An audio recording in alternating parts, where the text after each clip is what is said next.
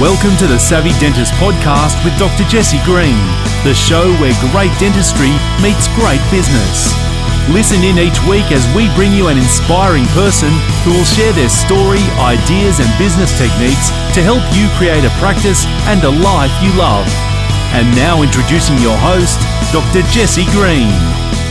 Hello everyone, it's Jesse Green here. Welcome back to SavvyDentist.com and to the Savvy Dentist podcast. It's great to have your company for another episode of the show.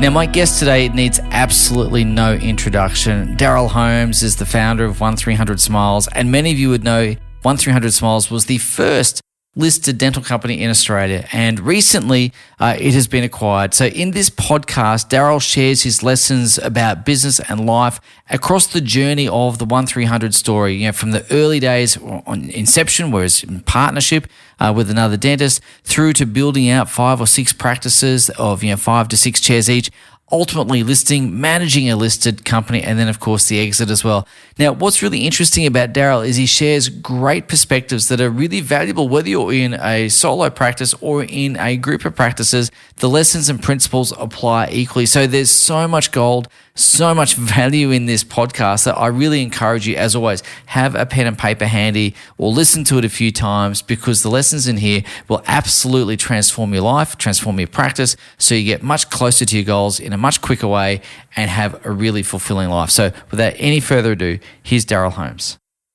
Daryl, welcome back to Savvy Dentist Podcast. It's great to have you, mate. How's things? Fantastic, Jesse. Great to be here and chatting again. I had the good fortune of having lunch with you just last week with a couple of clients, and it's always a good conversation, mate. And so thank you for, again, making the time to extend the conversation and take it to a broader audience. And since we recorded our first podcast, which is some time ago now, a lot's happened in your world, from the business point of view. 1300's been acquired and so on. And I thought, just to start our conversation, to get a bit of a sense of context and timeframes and history and so on, I wondered if you could give us I know you're writing a book on the life and times of 1300 Smiles, but I'm just wondering if you can give us a quick overview of inception, listing, day-to-day stuff, and then I'll ask you a few things around each of those things, if that's cool. Sure.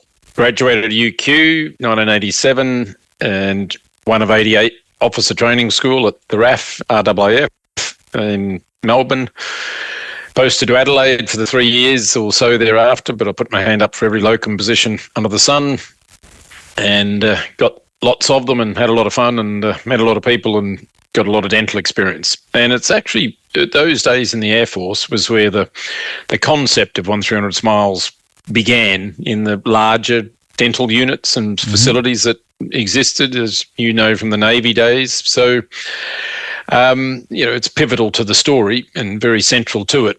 As in Adelaide, we had 6 or 7 chair facility, a laboratory, had a hygienist and another part-time one, and we had visiting specialists, and we had basically 5 Queensland graduates from years prior. And it was just incredible the way that concept works, and it's sort of become the model of 1300 Smiles, in that you have lots of dentists with capacity to see the toothaches and emergencies, for some to be productive and, very heavily booked once you've been around for a few years and doing the higher end work and the more profitable stuff. And I often use the analogy of the aeroplane.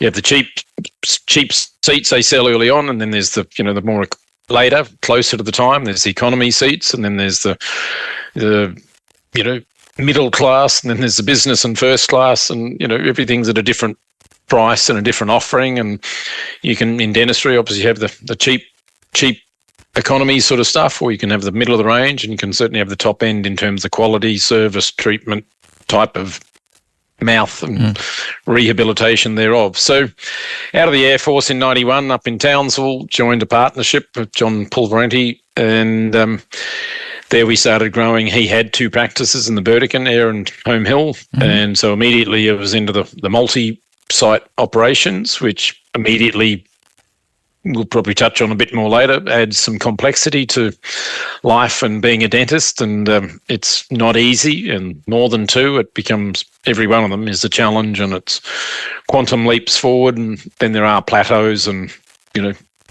improving areas and improving scenarios along the way. But it's never easy operating in more than one location.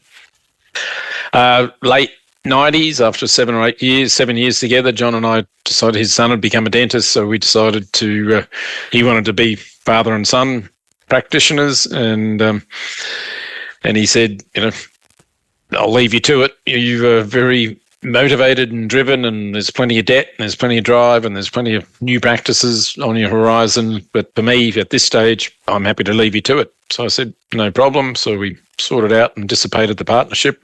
And so that was sort of 99. The biggest challenge always was recruiting dentists. And so anything that we could, particularly with the regional Queensland model, largely in Townsville, but the early 2000s, we bought a practice in Cairns. And back then, too, was the saga of not being able by the dental board to call yourself anything but your name or your geographic location, as you'll recall. Yeah. And signage, there was, 2 signs allowed, a metre long and 300 high and one for your car park. And, it was draconian when you think about it. That's in the, the late 90s and early 2000s. We're the laughing stock of business and industry.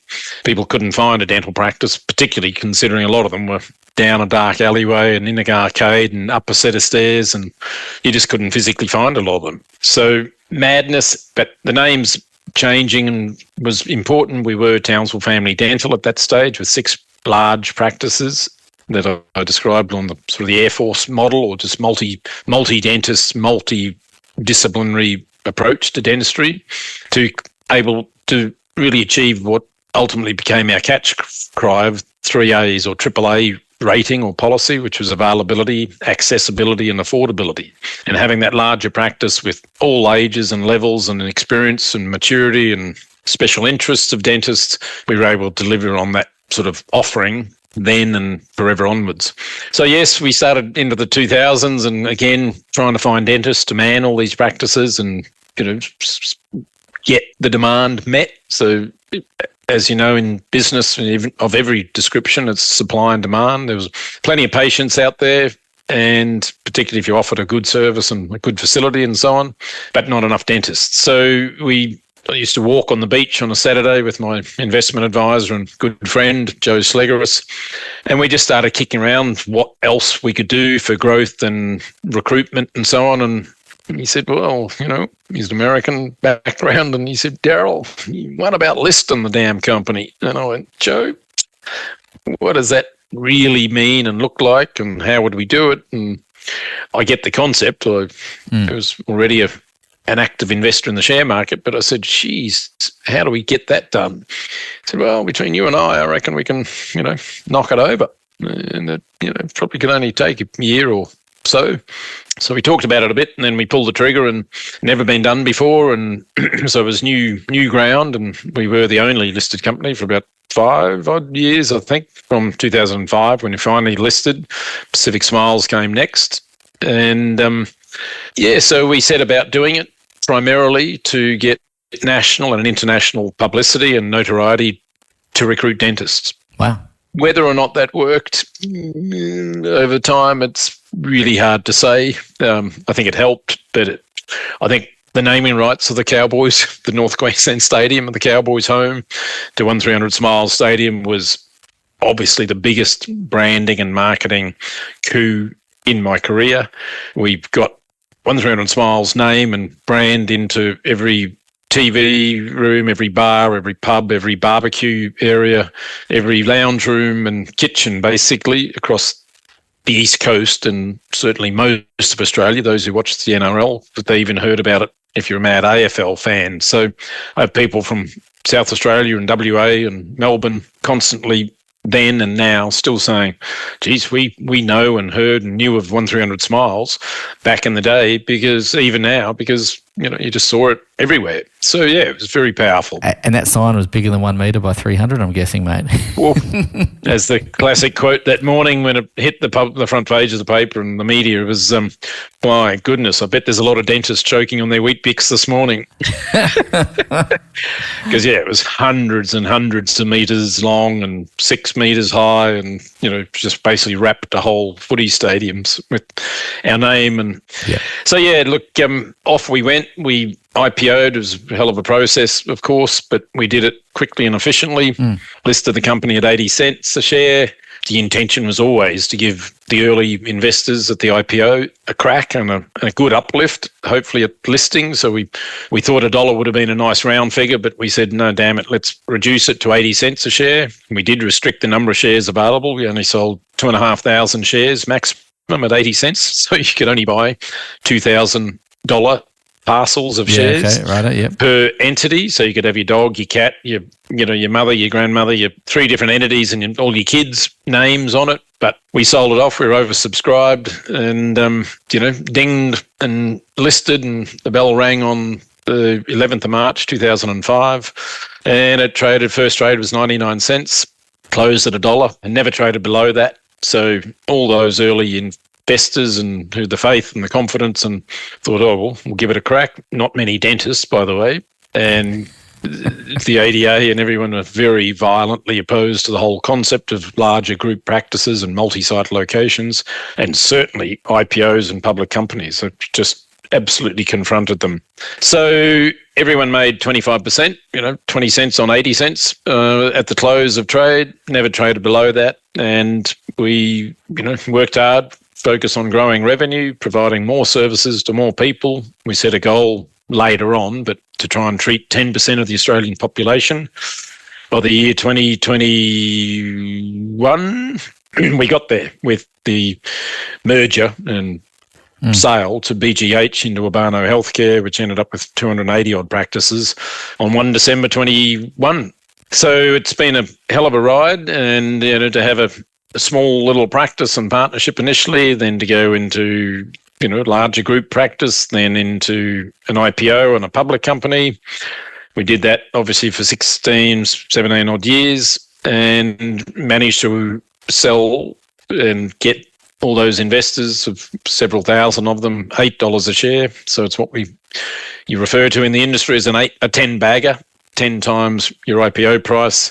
So we went from that initial IPO price of 80 cents, a list price of 80 cents, to we managed to get 80 cents per share for all those investors who own shares in 1300 at the time. So that equated over the 16 odd years of existence to 18.6% compound annual growth rate, which is pretty impressive on any metric or measure. So in other words, every year the company on average grew 18.7% each year. That's phenomenal. Well done. Daryl, I've got about 3 million questions for you, if I can. And I want to just go back in time a little bit, that early days, because there'll be people listening to this podcast who are maybe in their second or third practice and thinking about expansion plans and so on. And there's going to be some logistics that they're probably struggling with. And you've obviously been there and done that and, solved those problems. So I'd like to just ask a few things around that, if I can, some of the logistics. Sure. You said when you get more than 2 practices, it becomes a bit of a juggle. I always think that's a bit like kids as well. When you start having more than 2 children, you've got more kids than adults, it's harder to manage. But my question is around your, your leadership team structure, how you manage to, keep a finger on the pulse of those operations, because you were clinical throughout this time as well. And so you're sitting chairside doing what you do as a dentist, but then you're also trying to run this, operation of 6-7 practices in the early days, and obviously more into the future. What was your leadership team looking like? Ever evolving. There's the short answer. All right. Because Jesse, as you know, and some of the listeners are obviously experiencing, you don't have a leadership and a management team in the early days. No. You just can't afford multiple people in management and leadership. You need practice managers. So we sort of evolved, and obviously it grew and changed from, a little back office in a surgery to, purpose-built occupied facilities to 400 or 500 square metre head office, ultimately, still all in Townsville, funnily enough. But a bit like the children analogy, I think when you go past 2, suddenly the third, hopefully, particularly if one's a girl, then starts helping out and being an assistant mother to a couple of the others, older, younger, or in between. But, and then it actually gets easier. Having 5 children of my own, it just actually gets easier to some extent, not cost and overall responsibility, but just fourth and fifth, certainly like the third, help manage the other younger ones below or around them. So, and the same with practices. That's why I sort of make the point. You've got to have a good front person, practice manager or whatever for each practice. We developed the model of a practice-centered model. So there were just lots of satellites. Every single practice is sort of standalone to some extent. But then as you grow, you sort of need some oversight and management or operational management and people management, of course, of multiple sites. So if you have one pod, say it's a mushroom in a way, it sort of looks after itself and it's got its own roof and it's self-contained largely.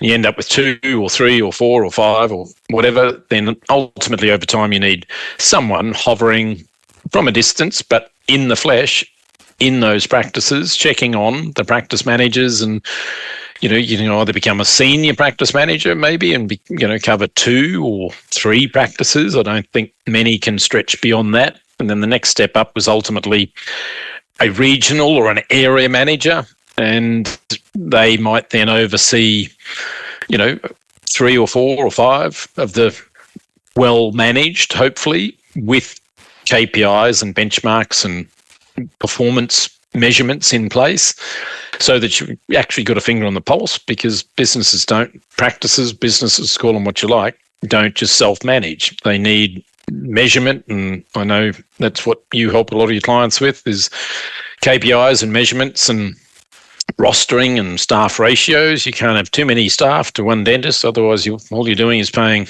tax, staff, overhead.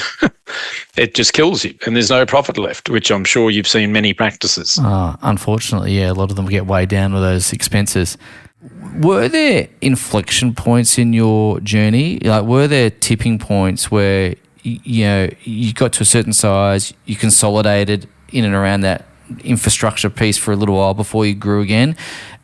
Is there any? What I'm asking, Daryl, and there might not be an answer to this, by the way. Was there any natural plateaus in that journey around, was it 6 practices, 10 practices, 15 practices, or is that not necessarily relevant? Yes, but to actually say that at 4 practices or 7 or 12 or... It may not translate to others. Exactly. So in my experience, I just remember the grief and the heartache and the challenge, usually largely linked to dentist recruitment around that 4 or 5 sort of area. We built and created in Townsville these bigger 6, 7, 8 chair facilities, Taj Mahals, new, flash, fancy and so on. So you have a fair bit of bank debt. Funding was never an issue because obviously there's many financiers to the dental industry as well as the banks.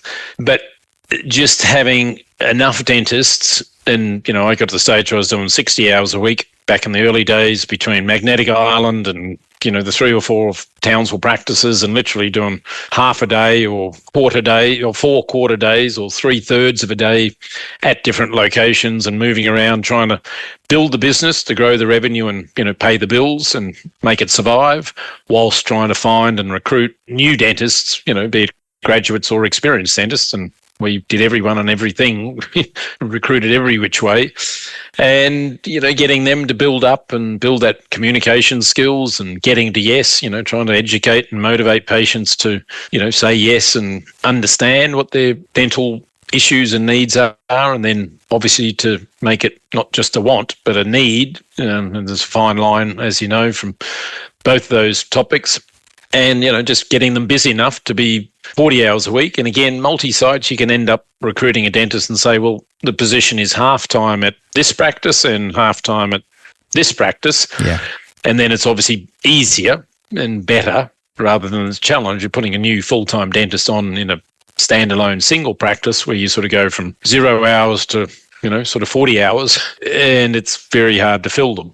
So 2 20s worked well, sometimes 3, you do 12, 16 hours at, 2 or 3 different locations. That worked well, often, particularly when they weren't that far apart. In Townsville, there was sort of maybe 30, 40 minutes between the 2 most distant practices.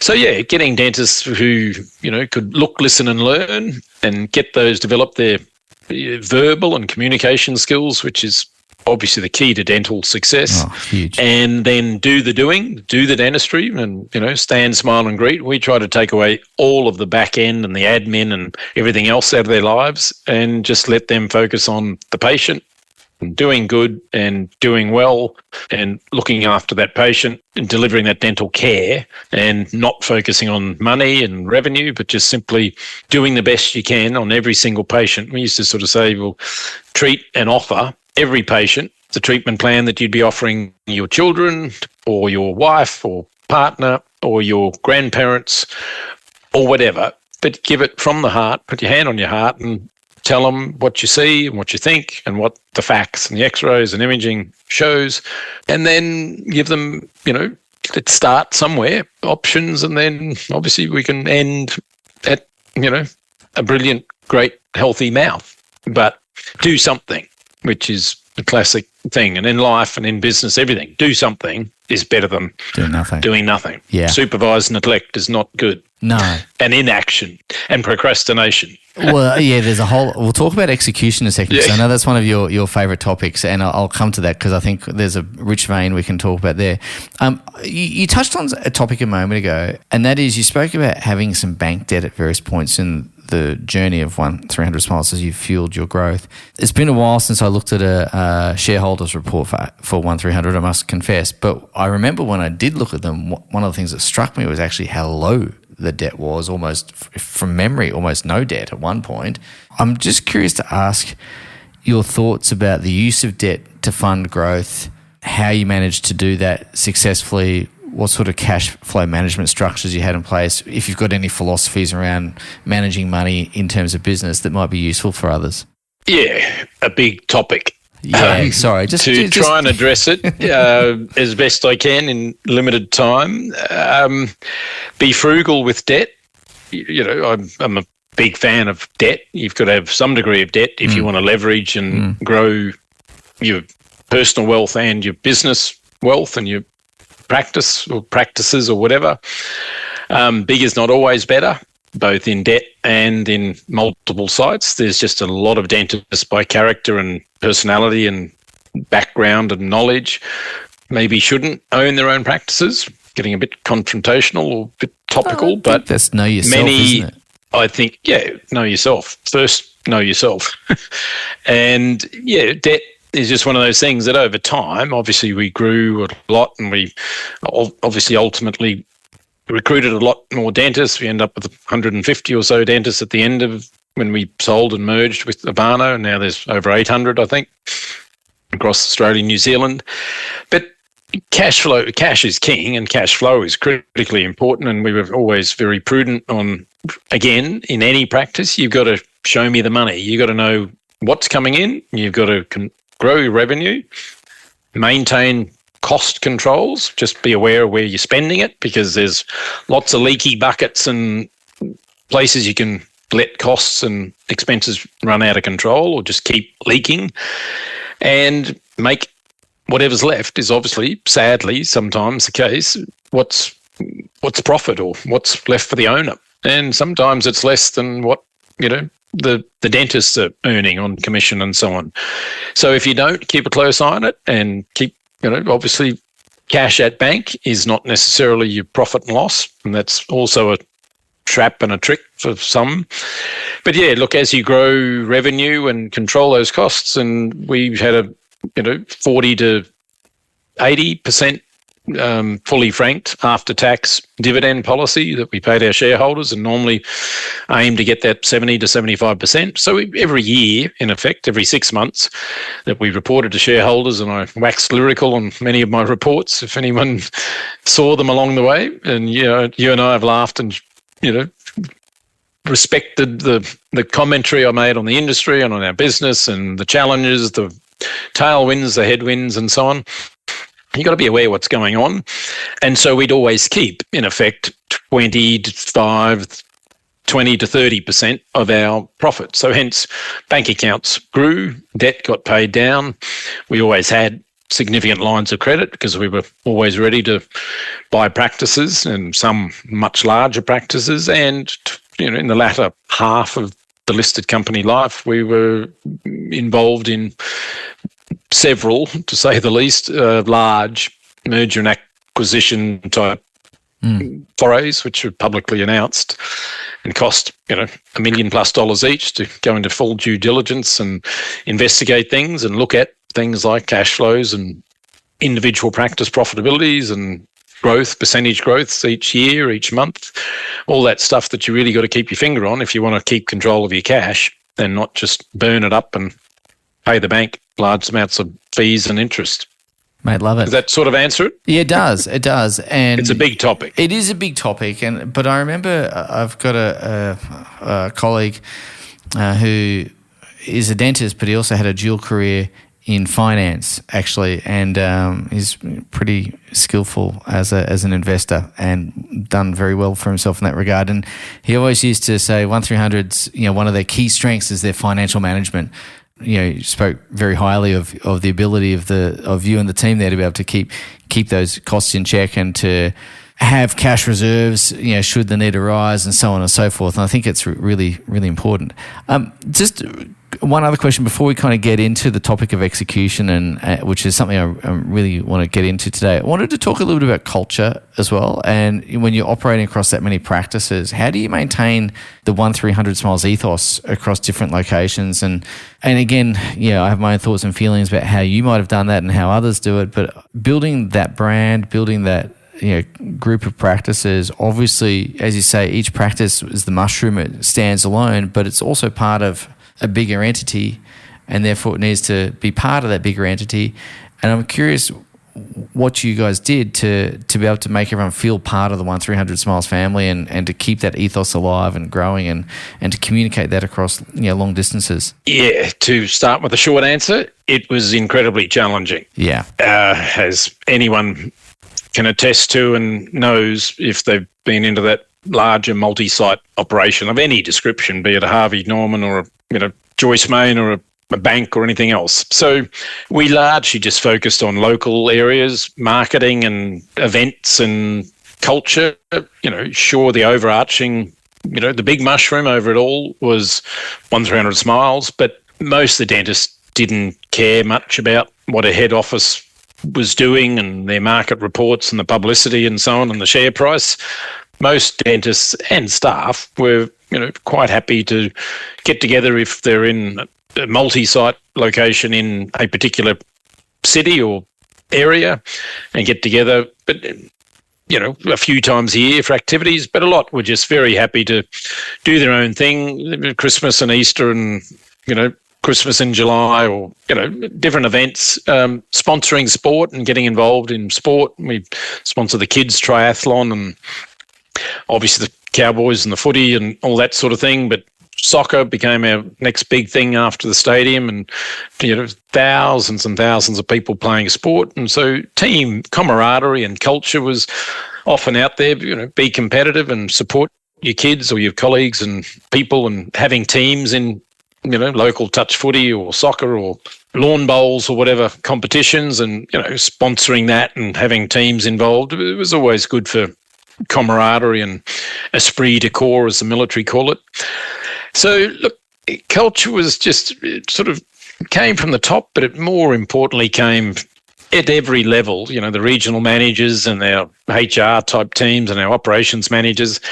They were just out there every day doing the marathon and the 1,000-mile march, and every step, like how do you eat a whale? One bite at a time. And how do you create culture? You just keep doing it bit by bit by bit. We care was one of our philosophies. We cared about our dentists and our staff and our patients and our management teams and, your health and well-being. All of those things, it's about caring. It's a nebulous topic because you can go on and on about culture. Mate, it's a huge one. Performance was key to it, and we saw it in the merger and along the way and a lot of the other businesses we looked at. You've got to have that concept of, you grow revenue, you control your costs, and you grow profitability for yourselves as dentists and the practice and for the overall, the listed company. I think it culturally, and you need dashboards and you need KPIs. You need to monitor what you're doing in your case mix and how many crowns and how much ortho and how many fillings and how many patients you're seeing and hourly rates of production and stuff. It's just about delivering care and services. And the more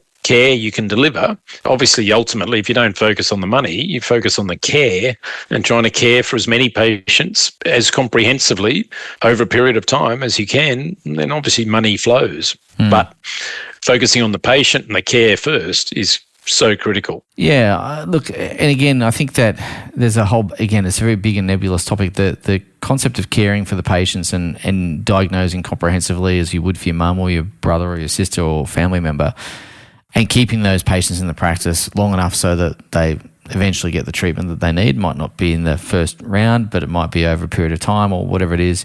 That's obviously really key and critical. You spoke about dashboards and metrics. Again, I think having that culture of accountability and knowing your numbers is something that I'm really passionate about, and I know you are too. And Jesse, just on that, the scoreboard, because ultimately we don't play a sport. Everything is about a scoreboard and a timer clock and measurement, and you're winning gold or bronze or coming last. Everyone loves a scoreboard and a measuring stick. Yeah, even around our family dinner table, if we're playing Uno, it's a blood sport, right? There is take no prisoners. And in any event, I love leaderboards because I want to know where I am. I want to know who I'm trying to knock off, whatever it is. But it's really interesting. I know one or two people in my world who are really unmotivated by a leaderboard and hate the idea of having their name up there because they're worried about being last on the leaderboard. But if I'm last on a leaderboard, let me tell you, I'm not going to be last next time. If I'm last once, it'll be one and only time, and I'll work my backside off until I'm shooting up that list. So I wanted to ask you about that culture of performance and culture of accountability and leaderboards. And do you have any thoughts on that at all, or am I kind of going off into a fool's errand? Oh, no, absolutely. We culturally, that's a key component of how we got the performance culture. And obviously, like you say, it doesn't fit. One shoe doesn't fit all. One size is not the right size for everyone. So we had people who just couldn't handle it and didn't want to handle it. And so we're welcome to exit the organisation or not really play a part in it. But I can tell you, in my experience, I reckon it's 90 plus and maybe closer to 95+% of people who innately want to know where they sit and how they rate or rank or where they are on the leadership. And I'll never forget an example of this was in quite a long time back in the journey, that, having 30, 40, 50 dentists in a room and, the leaderboard goes up and the prior month or quarter, months are often a bit up and down, but often we tried to focus more on a quarterly thing, and the quarterly leaderboard was put up on the screen, and, everyone was focused and, seeing what number, of course, with a number 1 to 50 down the left-hand side. We'd include things like treatment plan acceptance in terms of KPIs, returning new patients, dollars per hour, dollars per patient sort of metrics. But we generally measure on the gross revenue, and people were very attentive as to whether they were top 5 or, bottom 5. And I'll never forget, after one of these meetings, this female dentist came up to me. She said, Daryl, how do I get from midfield, 25 or 30? I want to be in the top 5 forever onwards. And I looked at her and I thought, wow, go you. That's the sort of ethos and mentality that I love, and you do too, by the sounds. Yes. She said, how? How do I do it? And I said, that's a wonderful question. So, right back at you. How do you think you could improve? I said, don't focus on the money, because it's not about that. It's focusing on the care and the comprehensive treatment planning and the case acceptance and being available and accessible and affordable. It's not just about charging a fortune and getting everyone to have implants and crowns. It's not about that.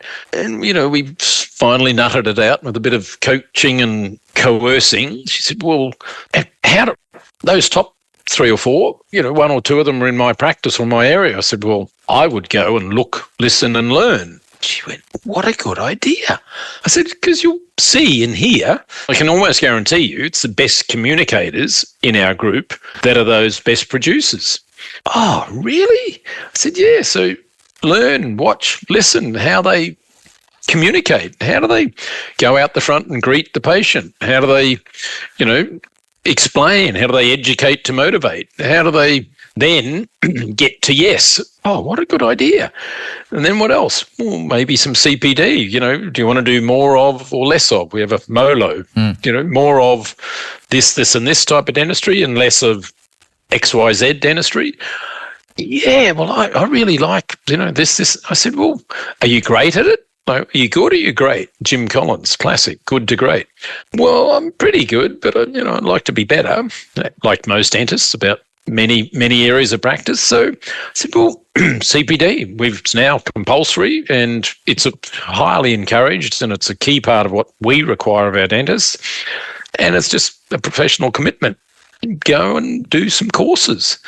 And by the way, link communication in with dental skills and technical skills and become a better communicator and doing more of the stuff you know and have learnt and focused on, the old 10,000 hours. You become really, really good at something after 10,000 hours or 10,000 extractions or fillings or crowns or bridges.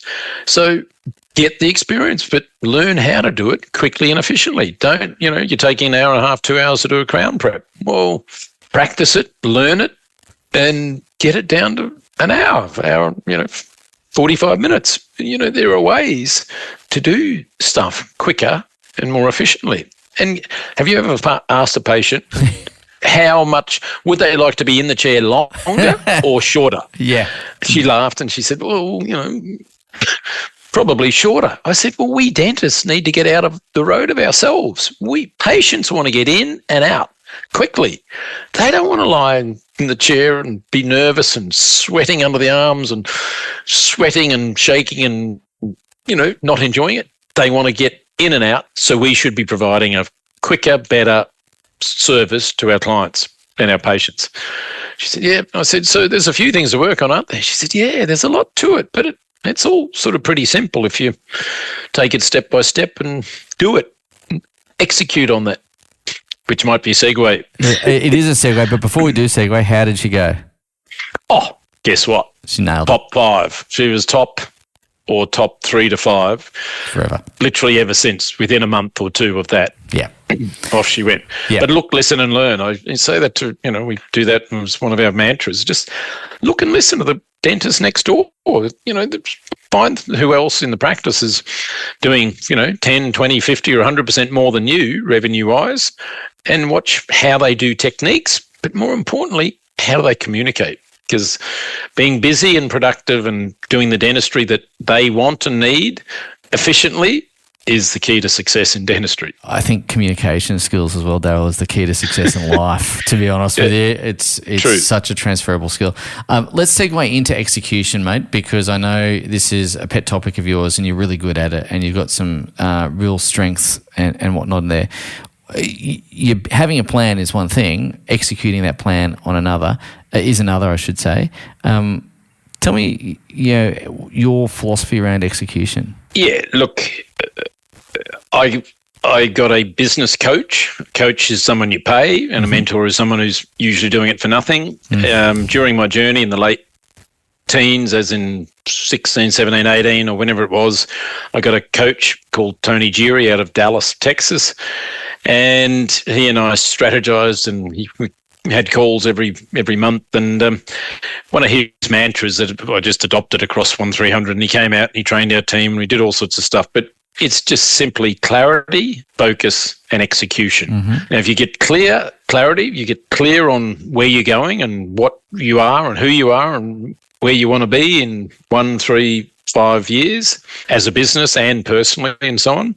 Then you commit, of course, everything to paper and, share it, the why behind the what. Then you focus 100% on achieving that mission or vision or whatever it may be. I touched on ours before, is to treat 10% of the Australian population with providing available, accessible, affordable dental care by the year 21. Yep. And then, of course, without execution, the doing, the smallest word in the English language is do, D-O. And it's just so critical. And Nike got it so right. Just do it. Just do it. It's such a great tagline. Awesome. And if you don't just do it, you're just going to be left floundering and spinning wheels and just going nowhere. So you must get clear, focus on it, and then do it in every aspect of your life, relationships and dentistry, of course. So, Daryl, execution, obviously a big topic as well.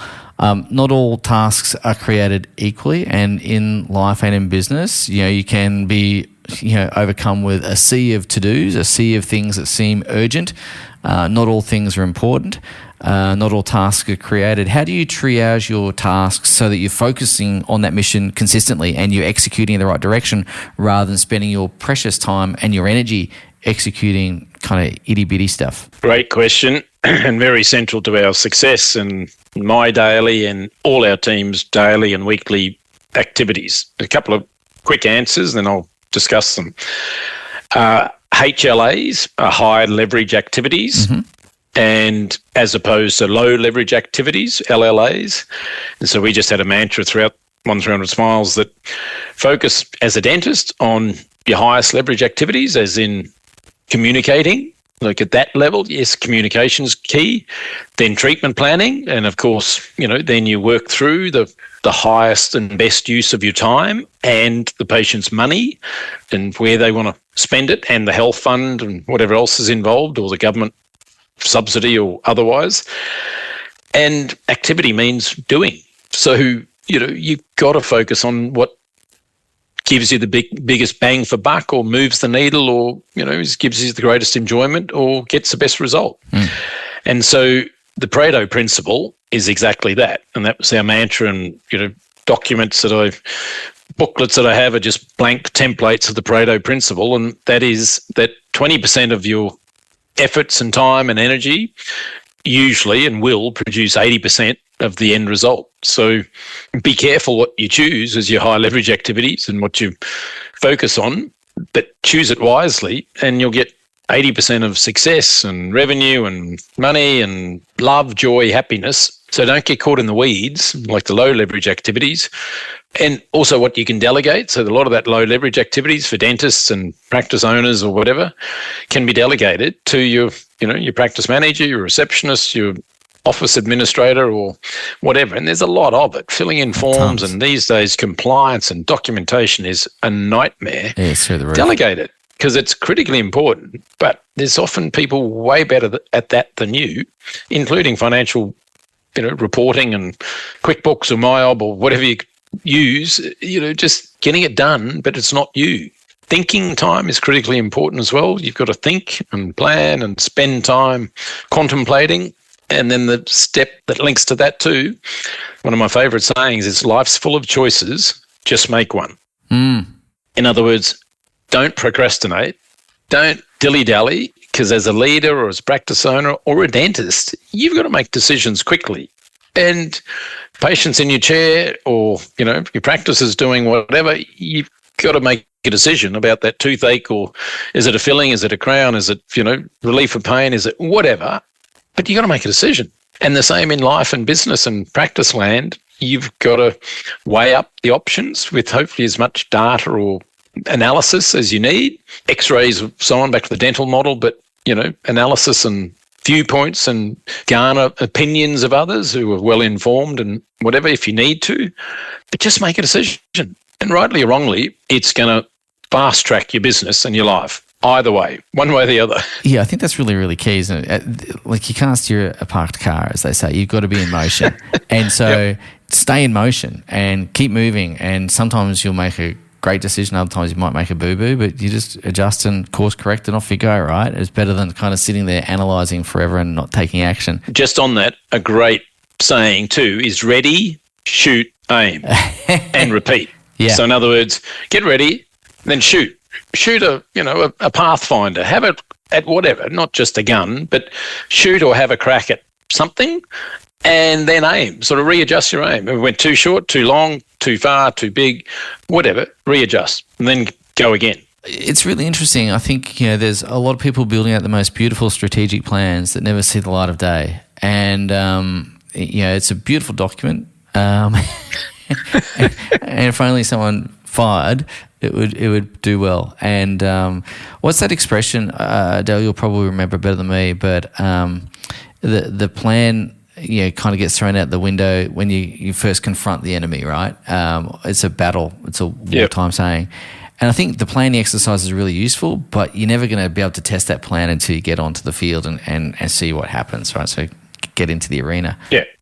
And a brief other one on that is production before perfection. Yes. You've just got to be productive. Linked to that is GSD, get stuff done. And there's another S word as well. But getting stuff done is critically important and is the key of production. You've got to get stuff done. You cannot start stuff, and getting started is often the biggest challenge. Then you got to finish it, because the first 5% and the last 5% is often the hardest part. And if you don't start, you'll never finish. Yeah. And you'll find usually after you start and you get over that initial hurdle, the next 70, 80, 90% of it's quick, efficient and great. And then you got to wrap it up, tie it off and grit your teeth and get lock through it in. Yeah, exactly. Yeah, there's a lot of younger dentists listening to this podcast. And I guess what I wanted to ask you, where you see opportunity today, because it might be different to what it was when you were starting out. It might be the same. But I'm curious to ask you where you see business opportunity particularly, and what philosophies you might have around that. I think capital cities have always been over-dentaled, overpopulated with dentists, and the ratios used to be 1 to 3,000, one dentist to 3,000 people. I think they're the maldistribution. I'm not sure there's a shortage of dentists, but I think they're very maldistributed. I used to talk about the 5K or the 10K radius of a capital city CBD or post office or whatever, and I call it the latte set or the Chardonnay set or whatever. People have to get out of that mindset that it's within the CBD or 5Ks of it where the money is and that's where all the people are. It's not. A lot of people go to work, not to go to the dentist, to be blunt. And suburbs, I believe, are way better than that. And the further out the suburbs, often some of our best practices were in very low to modest working class suburbs, mum, dad and a couple of kids, and some of those exploding new estates and stuff where they've all got a big mortgage, they're all working hard, usually a fairly high percentage of private health insurance because they're worried about the risk of ill health or issues or accidents with their kids or family.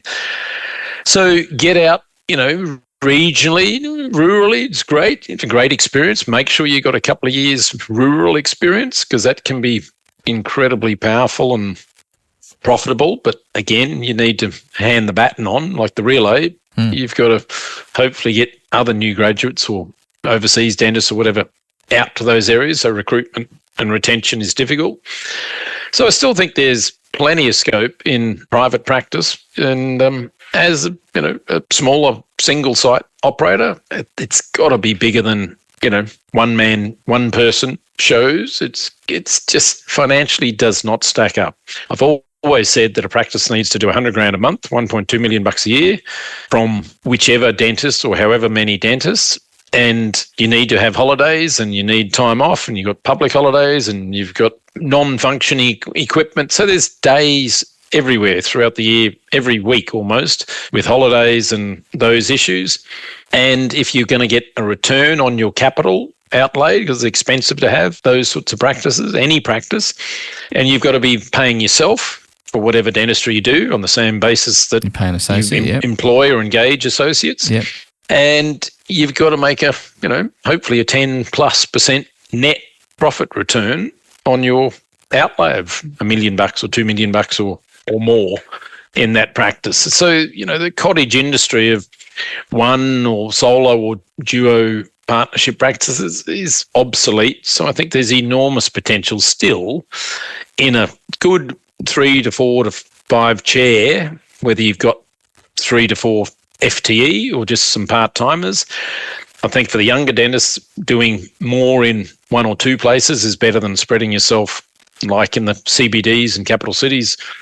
One day a week in 4 or 5 different locations, I think is madness.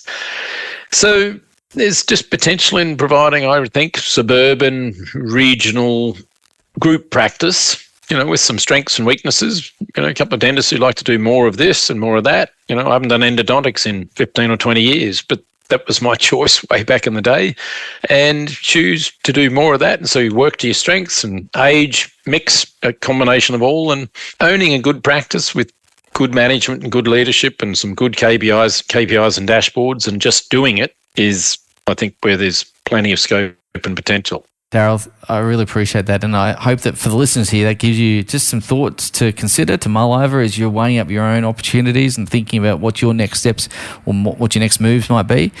Some really good thoughts and insights there. Daryl, I just want to say thank you, mate. Again, this is the second time I've been on the podcast. I've always really appreciated your perspectives, your insights and your wisdom. But more than that, I've always appreciated your generosity. You're an incredibly generous person with your time and your knowledge. And the things you've done for the profession, I think, are really profound. And you've blazed a path for others to follow. And thank you, mate. I just want to take a moment to express my heartfelt thanks to you. Very much appreciated, Jesse, and always a pleasure. And yeah, kind words. Sometimes you don't realise it when you're in the trenches, and it is lonely at the top of any practice or any business. And I'm sure you're in the same boat. And so many dentists say that to me. Because, gee, who do you rely on? Who it's sort of lonely, and it's tough when you're at the top or the leader of a practice or a group. So yeah, it's nice to hear that, and to think I've made some sort of mark in the dental space. There'd be plenty of knockers. There'll be plenty of people who impressed by it all. But wherever you sit on that, so be it. I've had my go. I'm now semi-retired from dental, but and the whole business of it. But just very, very interested in it. Watch it, listen to it, and hear a lot of things around it. And good luck to everyone out there, because it's a lucrative and a successful and a wonderful and a respected profession. Let's keep it that way and enjoy the fruits of a lot of hard work that we all put into it. Well said, mate. Thank you very much. Well, I'm looking forward to catching up with you again, mate. We'll have another meal soon, I hope, mate, and enjoy a bit more of that yummy Gold Coast seafood. Indeed. All right, thanks, mate. Thank you for listening to the Savvy Dentist podcast. For more episodes, go to drjessegreen.com/savvydentist. And to discover how to build a high-performance dental practice, visit drjessegreen.com and download the free report.